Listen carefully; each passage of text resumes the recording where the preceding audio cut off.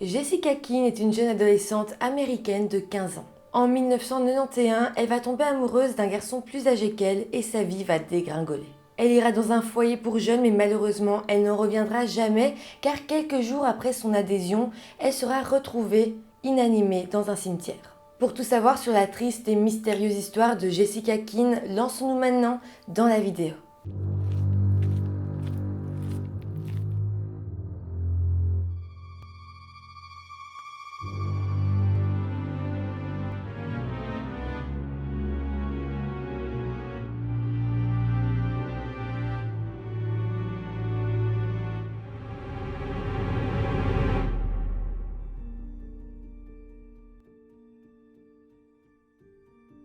Hello tout le monde, j'espère que vous allez bien. Aujourd'hui, je vous retrouve avec une histoire américaine qui m'a beaucoup touchée. On parle d'une fille de 15 ans ici qui est décédée vraiment dans des conditions très tristes. Et j'ai autant de peine pour elle, pour tout ce qu'elle a vécu, que pour sa famille. Vous allez voir, cette histoire est vraiment triste. Et pour une fois, elle est résolue. Comme d'habitude, avant de commencer la vidéo, je vous rappelle de vous abonner à ma chaîne si ce n'est pas encore fait. Vous pouvez aussi vous abonner à mon compte Instagram. Et maintenant, c'est parti. Jessica Lynn Keane est née le 24 septembre 1975.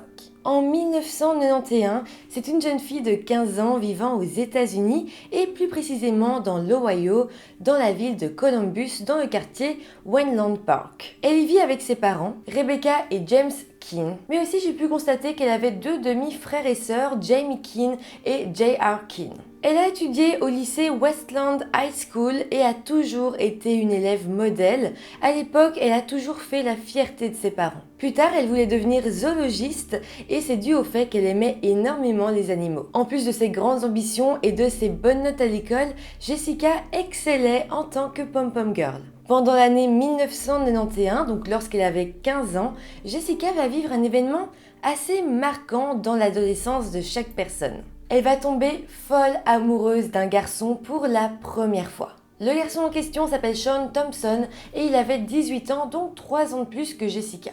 Évidemment, pour les parents de Jessica, c'était impensable que leur petite fille de 15 ans puisse se mettre dans une relation plus ou moins sérieuse avec un garçon qui lui avait 18 ans, donc qui était majeur. Évidemment, c'est du cas par cas, je suis pas là pour juger les personnes de 15 ans qui sont avec quelqu'un de 18 ans.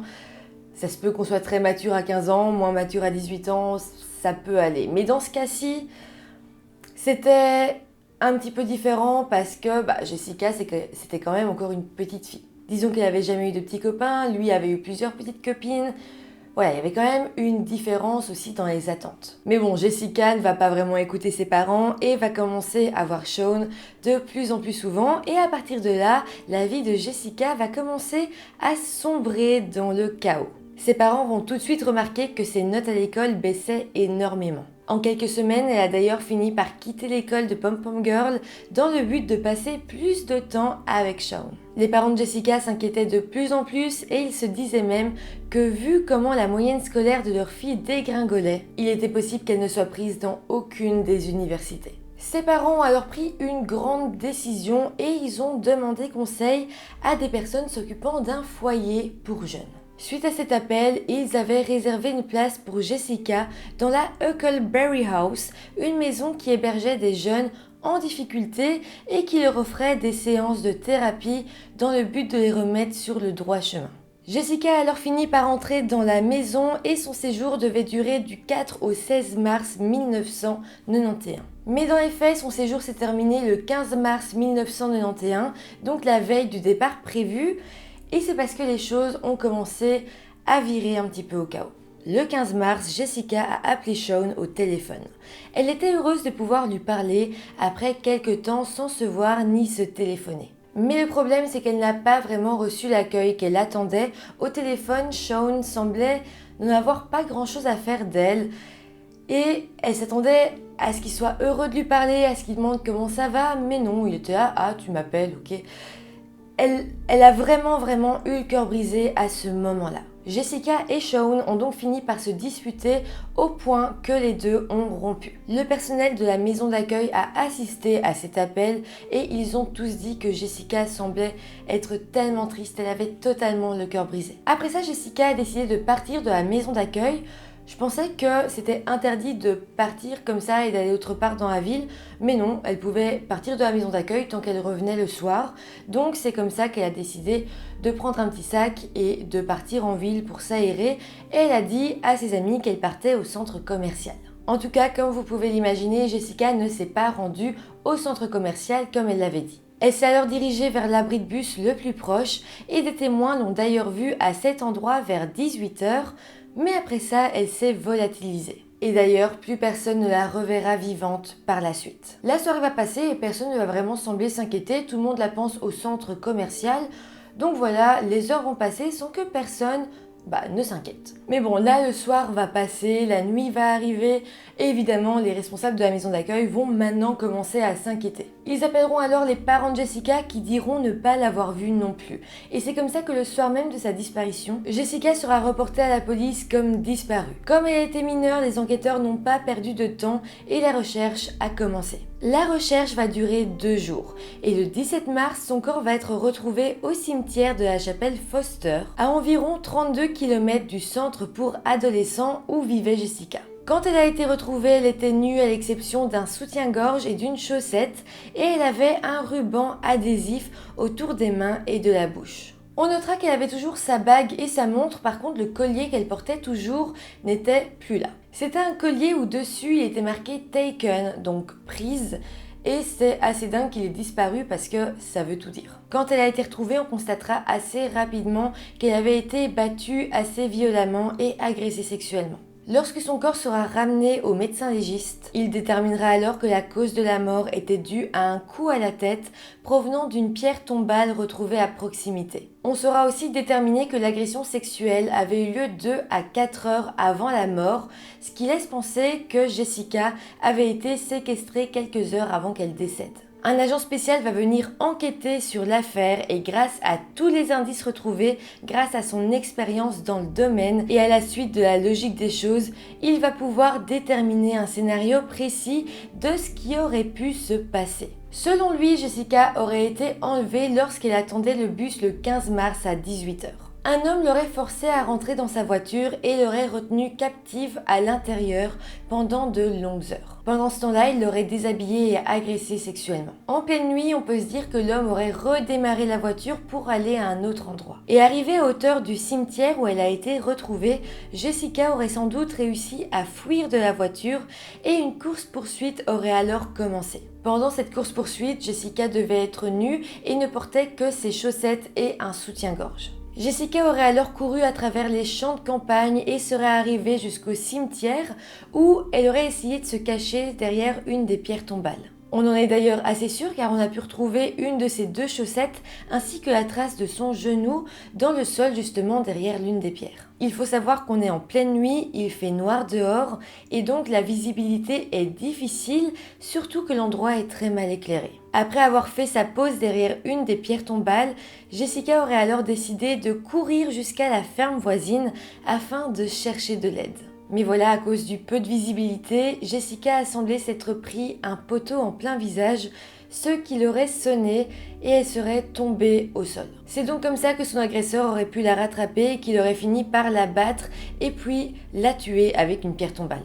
Le scénario est clairement digne d'un film d'horreur et c'est encore plus horrible quand on sait que Jessica avait seulement 15 ans, c'était une enfant. L'agent spécial qui a d'ailleurs déterminé le scénario du meurtre a lui aussi été très touché par son histoire. Il s'est d'ailleurs exprimé aux journalistes en disant « Je n'ai jamais été aussi passionné par tout ce sur quoi j'ai travaillé dans ma vie. La pensée que cette jeune fille de 15 ans qui avait un avenir si brillant, assassinée d'une manière si horrible, vous ne pouvez pas vous empêcher de vouloir faire tout ce qui est humainement possible pour découvrir qui a fait cela. » Les parents de Jessica vont clairement être traumatisés quand ils vont apprendre ce qui est arrivé à leur fille et ils vont être hantés par cette histoire jusqu'à la fin de leur vie. Sa maman dira d'ailleurs « Tout ce que j'ai essayé d'empêcher s'est finalement produit. » En l'honneur de leur fille, ses parents ont posé une croix sur le poteau dans le cimetière que Jessica s'était pris. Parce que selon eux, c'est à cause de ce poteau en question qu'elle a pu être rattrapée et assassinée. Pour en revenir à l'enquête, la première personne à être surveillée est évidemment ce fameux Shaun, donc l'ex-petit ami de Jessica. Il a été convoqué à la police, les enquêteurs ont prélevé son ADN et il a été interrogé intensément. Pour être sûr, les enquêteurs vont même interroger tous les amis de Shaun, Mais après tout ça, on va bien se rendre compte que Sean n'a pas l'air d'être le coupable. Il sera confirmé que Sean se trouvait en Floride le jour où Jessica a été enlevée. De plus, son ADN ne correspondait absolument pas à celui retrouvé sur le corps de Jessica ou même à celui retrouvé sur le lieu du crime. Sean était pourtant le suspect principal, l'unique suspect en fait, et après qu'il ait été innocenté, les policiers ne savaient plus vraiment vers qui se tourner parce que si ce n'était pas Sean, alors qui pouvait en vouloir à ce point à Jessica? D'abord, les policiers vont se dire que sans doute la personne qui a agressé Jessica la connaissait. Ça expliquerait aussi pourquoi ils ont eu aussi facile à la kidnapper à l'abri de bus. Peut-être que si Jessica les connaissait ou le connaissait, elle aurait pu rentrer dans la voiture assez facilement, même d'elle-même. Mais bon, malheureusement, il n'y avait aucun suspect, personne n'avait de mobile dans son entourage pour vouloir lui faire du mal. Donc petit à petit, la piste que c'était quelqu'un qu'elle connaissait va s'évanouir. Les années vont passer sans un réel rebondissement dans cette enquête, mais heureusement en 2008, donc 17 ans après le meurtre, quelque chose va ressurgir. Le shérif du comté de Madison et l'agent spécial qui s'était occupé de retracer tout le scénario possible vont décider de travailler ensemble et ils vont prendre la décision d'une nouvelle fois, même si peut-être ça sert à rien, de recomparer l'ADN trouvé sur la scène de crime et sur le corps de Jessica avec l'ADN qu'il y a dans les bases de données des policiers. Et là, c'est assez dingue, mais 17 ans après, ils vont enfin réussir à faire correspondre l'ADN. L'ADN semble correspondre à celui d'un certain Marvin Lee Smith Jr. Il est né le 11 septembre 1956 et avait 35 ans au moment de la mort de Jessica. Il sera alors arrêté et interrogé par les enquêteurs. On se rendra compte que lorsque Jessica a été tuée, Marvin Smith venait d'être relâché et mis en liberté sous caution après avoir déjà passé 9 ans en prison pour avoir agressé 2 femmes à Columbus. Vu son passif et le match de son ADN, on en était sûr, on venait enfin de trouver le meurtrier de Jessica Keene. Par contre, les enquêteurs ont cherché à savoir comment c'était possible que son ADN n'ait pas été retrouvé en 1991 dans le système informatique de la police lorsqu'ils ont cherché à comparer l'ADN trouvé sur la scène de crime à celui des personnes déjà arrêtées aux États-Unis.